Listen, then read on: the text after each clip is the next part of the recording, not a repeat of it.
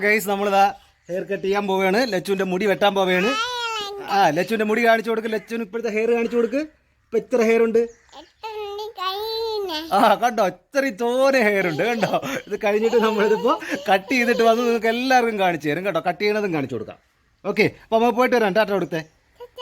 നമ്മൾ പോയിട്ട് വരാമെന്ന് പറയാം. പോയിട്ട് വരാം. ഓക്കെ, മുടി വെട്ടാനായിട്ട് നമ്മളിവിടെ കടയിൽ വന്നിട്ടുണ്ട്. മുടി വെട്ടാൻ പോയിരിക്കാം. എവിടെ ഇരിക്കണം? അവിടെ ഇരിക്കണോ? ലച്ചു കരയോ മുടി വെട്ടുമ്പോ? നോ, ലച്ചു കരയൂലെന്നാണ് പറയണത്. നമുക്ക് നോക്കാം ലച്ചു മുടി വെട്ടുമ്പോൾ കരയോ ഇല്ല എന്നുള്ളത് നോക്കാം. അവിടെ ഇരിക്കണം, മുടി വെട്ടണം, ഹെയർ കട്ട് ചെയ്യണം അല്ലേ നമുക്ക്? ഓക്കെ, നമുക്ക് പോയിരിക്കാം. ഓക്കെ, വാ. സാധാരണ ടീമുകളൊക്കെ മുടി വെട്ടുമ്പോൾ കരയും അല്ലേ മക്കളെ? ബാക്കി കൊച്ചുങ്ങളൊക്കെ മുടി വെട്ടാൻ വിളിക്കുമ്പോൾ കരയും. ലച്ചു കരയോ ഇല്ല എന്നുള്ളത് നമുക്ക് നോക്കാമേ. ലച്ചു കരയൂല, നല്ല മോളാണല്ലേ? നല്ല മോളല്ലേ? നല്ല മോളാണ്, നല്ല മോളാണ് ലച്ചു, നല്ല സൂപ്പർ മോളാണ്.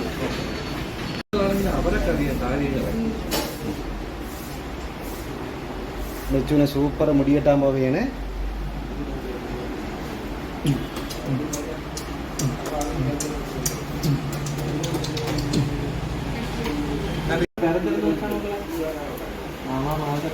അമ്പലത്തിൽ ഇടാൻ പോയി മാമന് ഒരു വണ്ടി കൊണ്ട് പോകണം. നമുക്ക് അതിൽ പോകാം.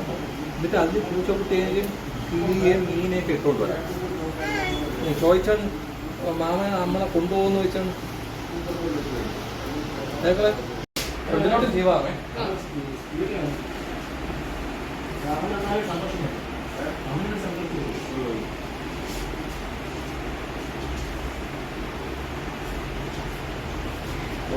കേട്ടാ